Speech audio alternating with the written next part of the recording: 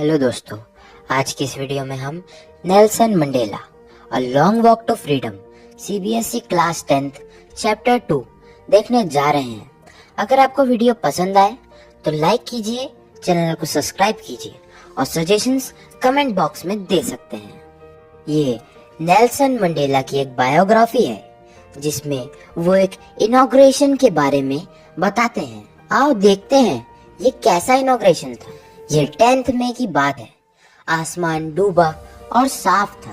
कुछ दिनों से मंडेला लोगों से घिरे हुए थे, जैसे डिग्निटरीज और वर्ल्ड लीडर्स, जो वहां नेल्सन मंडेला को इनॉग्रेशन के पहले ट्रिब्यूट पे करने आए थे। सेरेमनी एक सैंडस्टोन के बने एम्फी थिएटर में हुई थी, जो कि यूनियन बिल्डिंग्स ऑफ प्रिटोरिया में है।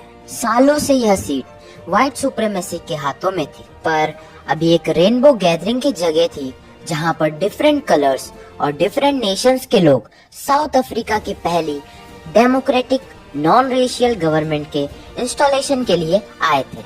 सबसे पहले मिस्टर डी क्लर्क को ऑफिशियली सेकंड डिप्यूटी प्रेसिडेंट घोषित किया गया और फिर थाबो मैबिकी को फर्स्ट डिप्यूटी प्रेसिडेंट घोषित किया गया। Today, all of us do by our presence here given glory and help to newborn liberty out of the extraordinary disaster that lasted too long, must be born a society of which all humanity will be proud. We who were outlaws not so long ago, as outlaws have today been given the rare privilege to be the host of nations of the world on our own soil. We thank all of our distinguished international guests for having come to take possessions with the people of our country, of what is after all a common victory for justice, for peace, for human dignity. We have achieved a lot of political emancipation. We pledge ourselves to liberate all our people from continuing bondage of poverty, deprivation, suffering, gender, and other discrimination. Never, never, ever again shall it be that this beautiful land will again experience the oppression of one by another. The sun shall never set on so glorious a human achievement. Let the freedom reign. God bless Africa.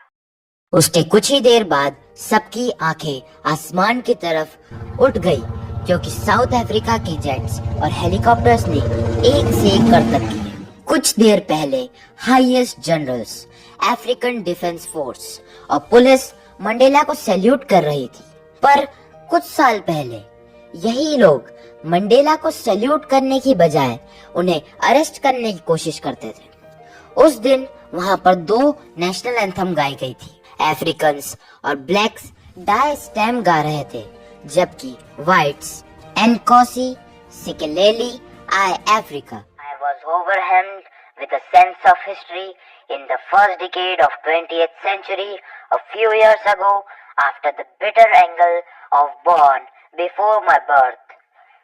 The white-skinned people erected a system against dark-skinned people.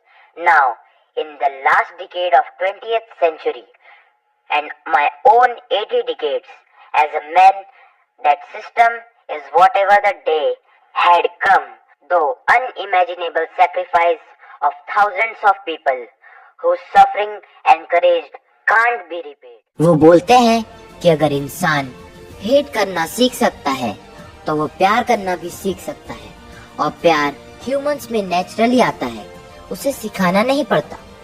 हमें obligations होने चाहिए हमारी family, parents, wife और children के लिए, और twin obligations community के लोगों और कंट्री के लिए। मंडेला बोलते हैं वो पैदा फ्री हुए थे, पर जैसे जैसे वो बड़े हुए उनको रियलाइज हुआ कि ये फ्रीडम सिर्फ एक इल्यूजन था, और उन्होंने अपने आप को दूसरों की तरह रिप्रेस्ड पाया, और जब से ही उनमें फ्रीडम की प्यास जगने लगी, उसके कारण उन्होंने अफ्रीकन नेशनल कांग्रेस ज्वाइन कर ली, और उन्हें लगता है कि सब लोग फ्री होने चाहिए, और उन्होंने प्रॉमिस किया कि लोगों को एक ऐसा एनवायरनमेंट प्रोवाइड करेंगे जिसमें वो अपने ट्विन ऑब्लिगेशंस पूरे कर सके।